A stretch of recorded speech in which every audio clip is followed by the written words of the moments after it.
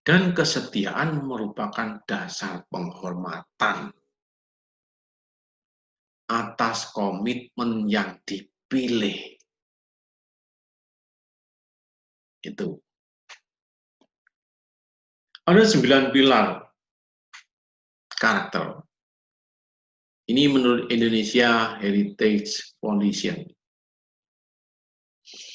9 pilar karakter adalah sebuah konsep fondasi pilar untuk bisa membangun manusia berkarakter cerdas dan kreatif, di mana setiap pilarnya terdiri dari kumpulan nilai-nilai karakter sejenis. Konsep 9 pilar ini merupakan strategi untuk memudahkan penanaman nilai karakter karena sesuai mekanisme kerja otak, yaitu nilai-nilai tertentu akan lebih mudah dipahami apabila ada polanya.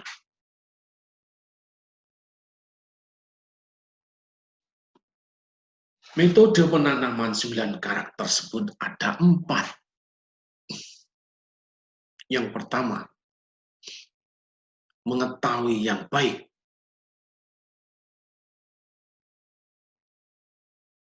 Metode yang pertama adalah mengetahui yang baik.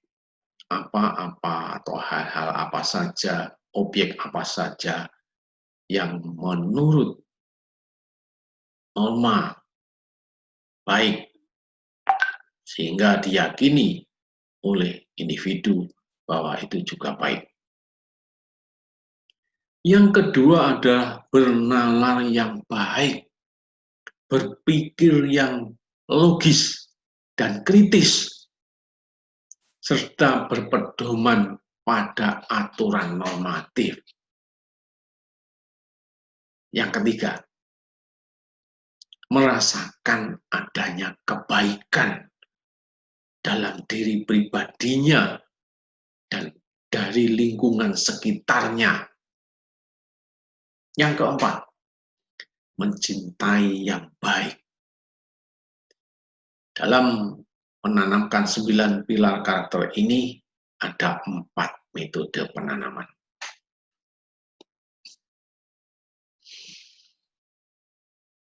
Yang pertama, pilar yang pertama adalah cinta Tuhan dan segenap ciptaannya. Mencintai Tuhan yang Maha Kuasa dan segenap ciptaannya, ini dapat diwujudkan dalam bentuk rasa syukur. Salah satunya adalah rasa syukur atas nikmat yang diberikan oleh Tuhan. Juga dapat diwujudkan dalam doa. Kita mesti selalu berdoa setiap hari. Doa kita ada 2 hal. Doa di pagi hari adalah doa untuk meminta rezeki maupun minta keselamatan dalam memperoleh rezeki dan kelancaran untuk memperoleh rezeki. Doa malam adalah doa berupa doa laporan atas apa yang telah kita perbuat dalam sehari. Apakah kita mengalami hal-hal yang negatif ataukah banyak yang positif? Dalam arti doa untuk mengontrol diri kita masing-masing. Kemudian yang ketiga adalah menyayangi, menjaga, memelihara alam dan seluruh isinya, baik itu manusia, hewan, tumbuhan, dan lingkungan.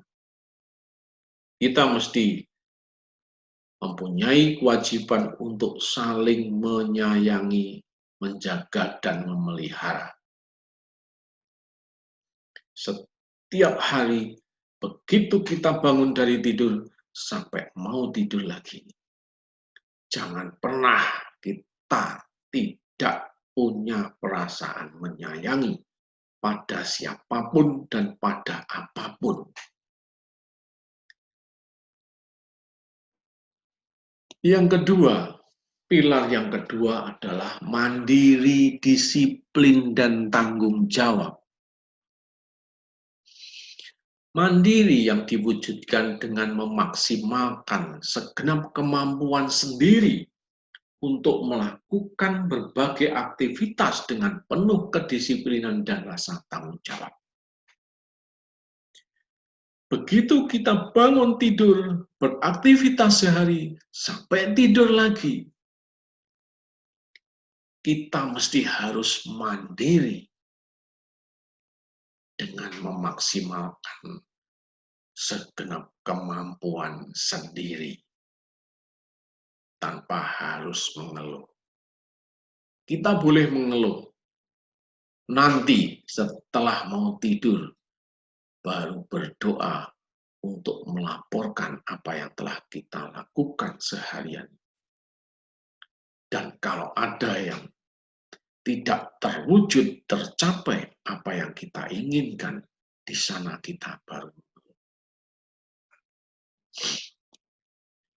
Pilar yang ketiga, yaitu jujur, amanah, dan berkata bijak. Jujur yang diwujudkan dalam perkataan, tidak menggunakan atau mengambil hak dan milik orang lain, serta berani mengakui kesalahan jika terbukti berbuat salah. Apalagi kita bakal jadi seorang pelayan masyarakat. Seorang perawat adalah seorang pelayan masyarakat. Di sana banyak hal-hal yang memancing kita untuk menjadi tidak jujur. Bisa saja tidak jujur dalam hal tindakan, tidak jujur dalam logistik, tidak jujur dalam komunikasi, tidak jujur dalam hal waktu. Banyak yang membuat kita untuk menjadi tidak jujur. Tetapi semuanya itu adalah tergantung diri pribadi kita. Sebagai seorang yang bertanggung jawab dan bijak, maka kita mesti harus selalu berbuat jujur. Karena apa? Dengan tidak jujur, maka sebetulnya kita telah menggali lubang diri kita sendiri. Hukum di dunia ini adalah hukum sebab akibat. Kita kalau mau menggali lubang, maka kita akan terperosok sendiri di dalamnya. Itu sudah jelas. Dan ingat, setiap kali ada asap, itu pasti ada api. Tidak mungkin tidak. Sehingga tidak ada alasan diri kita ini untuk tidak jujur. Selain kejujuran juga amanah atau dapat dipercaya. Apa yang harus diekspresikan oleh diri kita dengan sikap menepati janji, menyampaikan pesan ataupun titipan kepada yang berhak secara benar dan bertanggung jawab.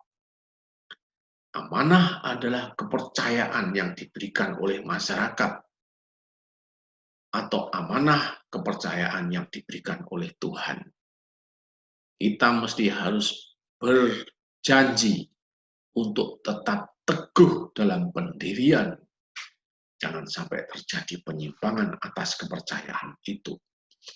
Salah satu amanah adalah tentang pinjaman Tuhan terhadap diri yang kita miliki. Karena diri yang kita miliki itu adalah sebuah kendaraan. Kalau misalnya kita itu supirnya, maka jasad kita ini adalah kendaraannya. Sehingga kita mesti harus amanah dalam memelihara diri kita sendiri.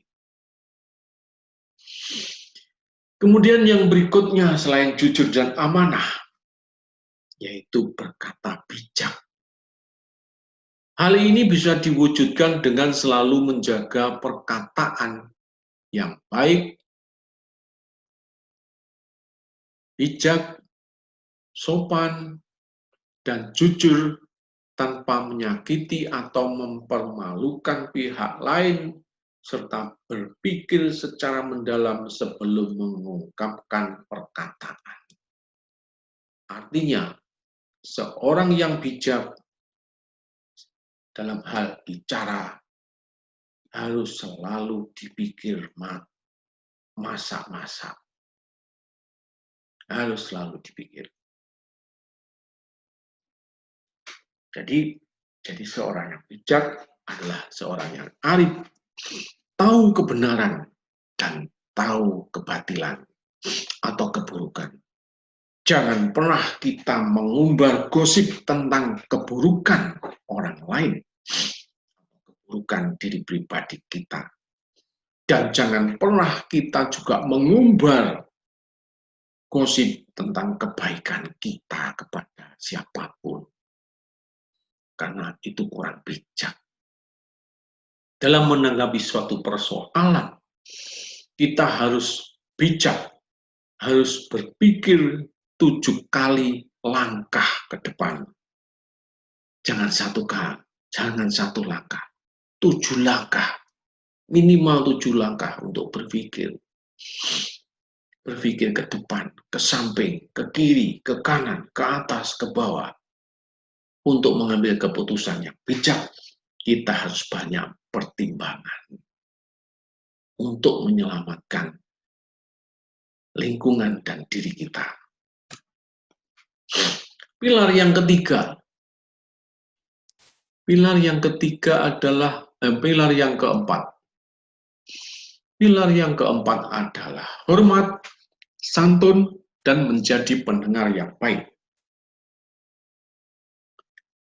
Sopan santun dengan membiasakan ucapan terima kasih, permisi, minta tolong, minta izin, setiap melakukan suatu aktivitas yang relevan dengan kata-kata tersebut dan diucapkan dengan sopan.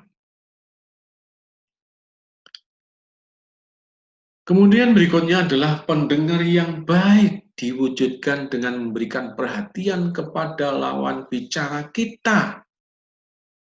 Menatap dengan sopan pada lawan bicara dan tidak memotong pembicaraan. Kalau lawan bicara kita sedang berbicara belum selesai, maka kita cukup mengangguk-angguk dan tersenyum mendengarkan. Walaupun sebetulnya itu hanya mengangguk-angguk kosong, tapi tampilan kita seolah-olah mendengarkan penuh dengan perhatian. Iya, misalnya begitu.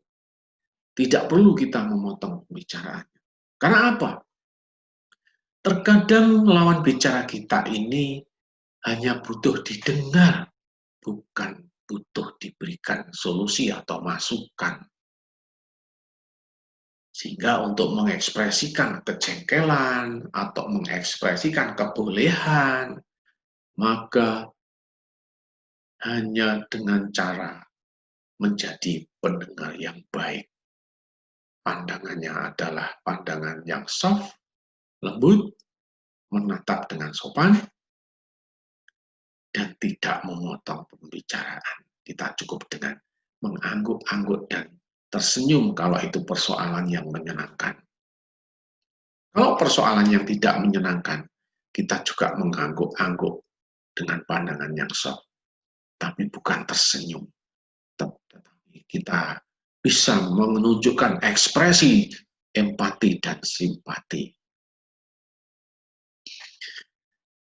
Kemudian berikutnya adalah hormat dan patuh.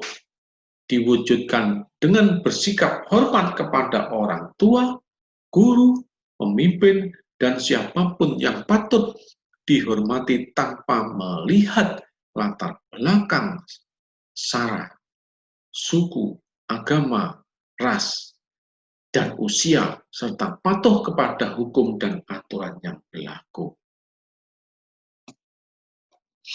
Pilar yang kelima, yaitu dermawan, suka menolong, dan kerjasama, dermawan, dan suka menolong. Hal ini bisa diwujudkan untuk bersikap suka menolong pada siapapun, berbagi dalam bentuk apapun bagi yang memerlukan, tidak terbatas harta, mendahulukan dan memberikan fasilitas atau kenyamanan kepada yang membutuhkan seperti orang tua, orang yang sudah renta atau lansia, ibu hamil, ibu-ibu yang membawa anak kecil di tempat fasilitas umum, seperti ketika di kereta, di bis kota, dan sebagainya. Selain dermawan dan suka menolong adalah kerjasama. Kerjasama diwujudkan dengan sikap yang terbuka untuk berbagi tugas, berbagi peran, saling mendukung dalam suatu kegiatan untuk mencapai tujuan bersama. Dalam bekerja sama, kita mesti harus percaya pada orang lain yang kita ajak bekerja sama. Jangan pernah kita punya perasaan curiga atau negatif thinking. Karena itu akan menimbulkan ketidaknyamanan pada diri kita maupun pada diri teman kita. Di dalam bekerja sama, yang pertama mesti harus percaya. Karena apa? Modal kita di dalam bekerja sama hanya satu. Modalnya adalah kepercayaan. Maka jangan pernah kita sudah dipercaya sama lingkungan kita menunjukkan perbuatan atau perilaku yang tidak bisa dipercaya. Sehingga orang lain tidak mau untuk melakukan bekerja sama dengan kita.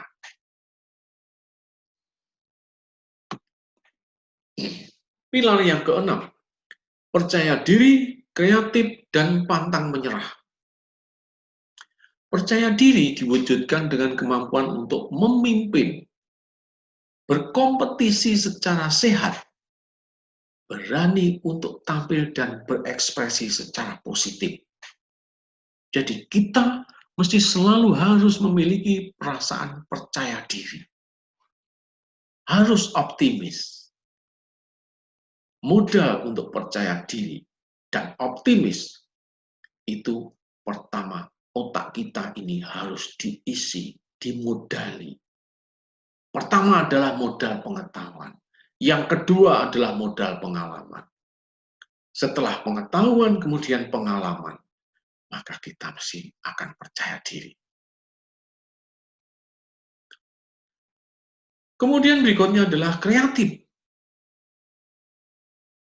Kreatif diwujudkan dengan kemampuan untuk menetapkan tujuan, impian, apa yang menjadi harapan, dan berupaya dengan berbagai cara yang spesifik, unik, dan terukur untuk meraih tujuan maupun impian dan harapan tersebut, serta berupaya secara maksimal untuk mencari solusi atas masalah dan tantangan yang kita hadapi.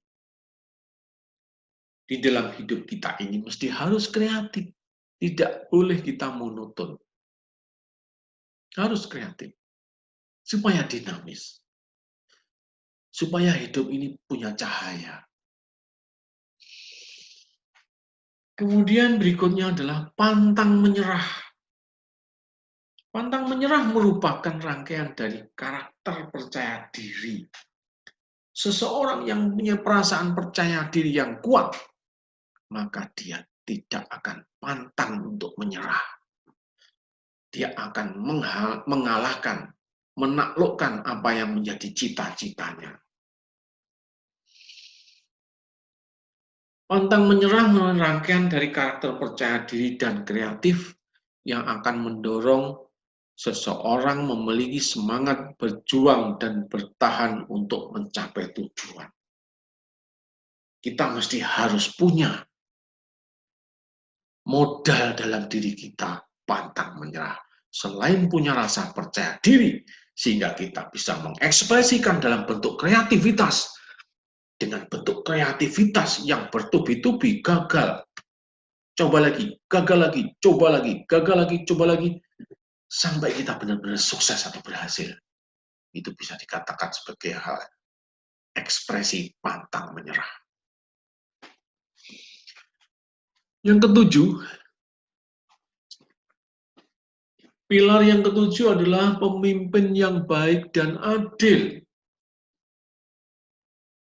Pemimpin yang baik dan adil diwujudkan dengan kemampuan mengambil inisiatif untuk memimpin, memberikan contoh, melindungi, berbuat baik, dan mengajak untuk kebaikan dan mengayomi, bersikap sportif, mengakui kesalahan jika ada, memberikan kesempatan kepada yang lain untuk tampil dan berperan, dan terbuka untuk kerjasama serta berbagi atas keberhasilan bersama. Setiap individu mesti harus memiliki jiwa kepemimpinan yang baik dan adil. Karena pada hakikatnya, kita diturunkan ke dunia, dilahirkan ke dunia ini adalah sebagai pemimpin. Pemimpinnya siapa? Yang pertama adalah pemimpin alam mikrokosmos, artinya pemimpin diri kita, alam yang ada di dalam diri kita. Dengan kemampuan ilmu dan teknologi yang kita tuntut melalui pendidikan, insya Allah kita juga akan bisa menjadi seorang pemimpin yang baik dan adil. Pemimpin siapa? Pemimpin di alam makrokosmos, yaitu pemimpin dunia atau alam semesta. Berikutnya, pilar yang ke-8, baik dan rendah hati. Baik dan rendah hati bisa diwujudkan dengan berperilaku menghargai, senang menolong, selalu berbuat dan menebarkan kebaikan, minta maaf dan memaafkan, memberikan senyuman dan tidak membanggakan diri atau sombong.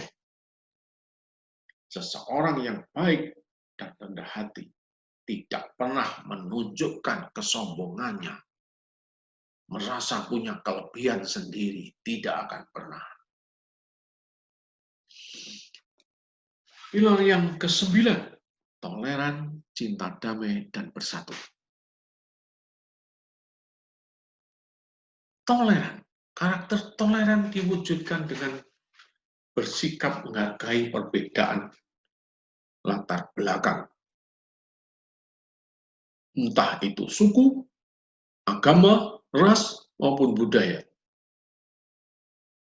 Seseorang yang toleran menghormati keyakinan orang lain, menghormati agamanya dan tempat beribadah orang lain, tidak memaksakan kehendak kepada orang lain, dan tidak merasa yang paling benar dan paling baik. Juga selain toleran adalah cinta damai. Cinta damai diwujudkan dengan perilaku mengutamakan perdamaian, saling meminta maaf dan bersabar. Kita mesti harus yakin kalau kita menabur, maka kita akan menuai. Kalau yang kita tabur kedamaian, maka yang kita tuai adalah ketentraman dan kesejahteraan. Kalau yang kita tabur adalah bukan cinta damai, tapi permusuhan, maka yang kita tuai adalah pertumpahan darah. Kita mesti harus tahu dan sadar hal itu. Kemudian yang ketiga adalah kesatuan. Kita sebagai bangsa Indonesia mesti harus punya kesatuan dan persatuan. Hal ini merupakan hasil perwujudan dari toleran dan cinta damai yang akan melahirkan karakter yang mencintai kesatuan dan persatuan. Perbedaan itu merupakan kekayaan. Perbedaan adalah kekayaan, bukan malah menjadi hal yang menimbulkan permusuhan karena perbedaan atau berselisih paham. Tapi itu merupakan kekayaan dan kekuatan. Yang terakhir kita akan tambahkan dari 9 pilar itu adalah yang terakhir adalah 4K. Ini biasa kehidupan di dalam kehidupan sehari-hari diamalkan oleh anak-anak.